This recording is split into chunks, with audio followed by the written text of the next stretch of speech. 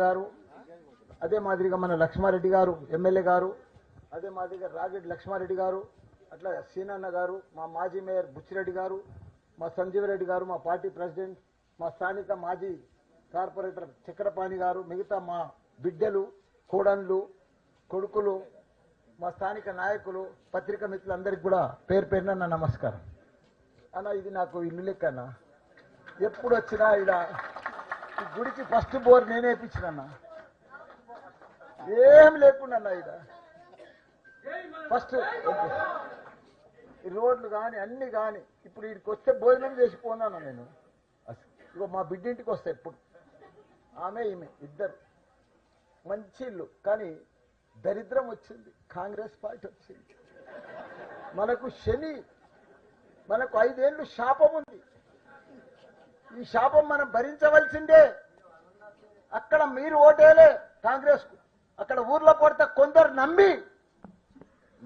నమ్మిచ్చిర్రు, మోసం చేసిండ్రు. ప్రజలందరూ కూడా దగా పడ్డారు, బాధపడుతున్నారు. మామూలు బాధ కాదు ఇది, మామూలు ఇది కాదు. ఇంత గోస, ఇంత యాస ఇక్కడ కూడా ఎప్పుడు కూడా చూడలేదు, మనం భరించలేము. అంత బాధ పెడుతున్నారు. ఎవ్వరికి కూడా నిమ్మడం లేదు తెలంగాణ రాష్ట్రంలో. ఒక రైతుకు నిమ్మడం లేదు, ఒక కార్మికునికి నిమ్మడం లేదు, ఒక ఉద్యోగానికి నిమ్మడం లేదు, ఒక రియల్ ఎస్టేట్ వ్యాపారానికి నిమ్మడం లేదు, ఏదన్నా బట్టల దుకాణాలకు నిమ్మడం లేదు, ఎవరికి నిమ్మడం లేకుండా చేశారు. ఆ నిమ్మడంగా ఉన్నారంటే ఆ మంత్రులు ఎమ్మెల్యేలే నిమ్మడంగా ఉన్నారు. మంచిగా రోజు దంచుడు 22A. ఎన్ని ఏళ్ళు ఉన్నాయో అన్ని ఏళ్ళు పెడుతున్నారు, అన్నిట్లలో ఏళ్ళు పెడుతుర్రు, అన్ని ఆపుతున్నారు, జేబులు నింపుకుంటారు, పందికొక్కులతో బలుస్తున్నారు. ఇంత దుర్మార్గుల రాజ్యం మనం ఎప్పుడు కూడా చూడలే. మన కేసీఆర్ ఉండగా 10 ఏళ్ళు అన్నపూర్ణ రాష్ట్రం ఇట్లా మనం దినం తప్పించిన మన ఆడబిడ్డలకు ఇట్లా ఉత్తానే నీళ్ళు వచ్చు. ఇప్పుడు ఆ కాంగ్రెస్ వచ్చింది, నీళ్ళే కరువైనాయి, కరెంటు పోతుంది. ఆ భగవంతుడు కూడా కరకనిస్తలేడు కాంగ్రెస్ ప్రభుత్వం. వర్షాలు కూడా ఆ వరదదేవుడిని రాత్రి సన్ని మొక్కుతున్నా, పొద్దుగాల బోనాల పండుగ అన్ని గుళ్ళలో మొక్కుతున్నాయి. వనవాడు అంటే తర్వాత పడ్డది, ఇంకా పడాలి. కాంగ్రెస్ వచ్చింది, మనకు దరిద్రం వచ్చింది. మనం దీన్ని పారదోవాలి. 22A కాదు, ఇంకా వాళ్ళు మనకు ఊరేస్తారు. వాళ్ళు మామూలుగా చెయ్యరు. ఇంకా గోస ఇంకా ఉన్నది మనకు. ముసూర్ల పండుగ ముంగట ఇంకా అయిపోలే. ఇంకా 6 నెలల చూడు, మనమే కొట్టుకోవాలి, మనమే తిట్టుకోవాలి, మనమే బాధపడాలి. ఇదే పోడుపల్ల స్థానిక కాంగ్రెస్ నాయకులు వక్స్ బోర్డు తీస్తారని నా మీద నేను మంత్రి ఉన్నప్పుడు ధర్నా చేసిరు. నేను దగ్గర దాకా తీసుకొచ్చిన. మన గవర్నమెంట్ పడిపోయింది. 360 ఎకరాలు దళితులది, మొత్తం 100 ఎకరాలు క్లీన్ చేయించిన, టెండర్ పెట్టా. మొత్తం 100 ఎకరాలు క్లీన్ చేయించిన, టెండర్ పెడితే ఇదే కాంగ్రెస్ నాయకులు దానికి స్టే తీసుకొచ్చారు. ఇప్పటిదాకా చేయలే. వాళ్ళ తాతలు చచ్చిపోయారు, కొడుకులు చచ్చిపోయారు, బిడ్డ చచ్చిపోయారు. 300 ఎకరాలు 360 ఎకరాలు ఇలా బంజారాయిలు అయినట్టు అవుతుండే. గవర్నమెంట్ కూడా పైసలు వస్తాయి, చెప్తే కూడా వాళ్ళకి అర్థమే కాదు. గరీబులకు వాళ్ళు సేవ చేసే పరిస్థితే లేదు.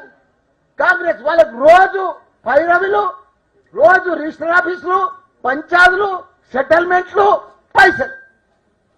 ఎంప్లాయ్ చేసుకునే వాళ్ళంతా పొద్దుగా లేస్తే జాబు పోయేటోళ్ళు. వీళ్ళకి 22A పెడితే ఎట్లయితే చెప్పు. 90,000 ఇండ్లు, 90,000 గజాలు, ఎక్కడ చూడు భూములు 22Aనే.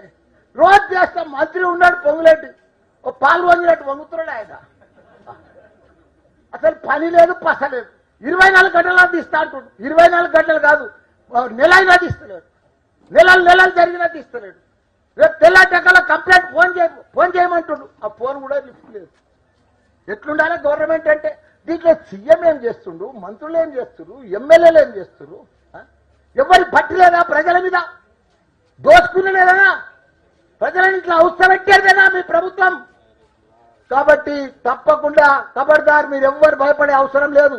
మన హరీష్ అన్నాడు, మన కేసీఆర్ నాడు, మళ్ళా 2 ఏళ్ళు ఓపిక పట్టుంది, మీ బాధలన్నీ దూరం పోతాయి. ఇంకొక ఏడాది ఓపిక పడితే చాలు, మనమే మళ్ళీ వస్తాం. తప్పకుండా మన సీఎం కేసీఆర్ గారు సీఎం అవుతాడు. తప్పకుండా మన బాధలన్నీ పోతాయి. ఎవ్వరేం చేయలేడు మీకు, ఎవ్వరు కూడా రారు. మన సీఎం కేసీఆర్ గారు భగవంతుడు. అలాంటి సీఎం మనకు దొరకడు. 10 ఏళ్ళు అన్నపూర్ణ రాష్ట్రం చేసిండు, బంగారు తెలంగాణ చేసిండు. ఆదర్శ తెలంగాణ చేసిండు, భారతదేశంలోనే నంబర్ 1 తెలంగాణ చేసిండు. ఈ దరిద్రులు వచ్చి మొత్తం దరిద్రం చేస్తుంది. కానీ పోతారు తప్పకుండా, వాళ్ళు గంగల గడిచిపోతారు. డిపాజిట్ రాదు ఒక్కొక్కరికి, మీరు చూడండి.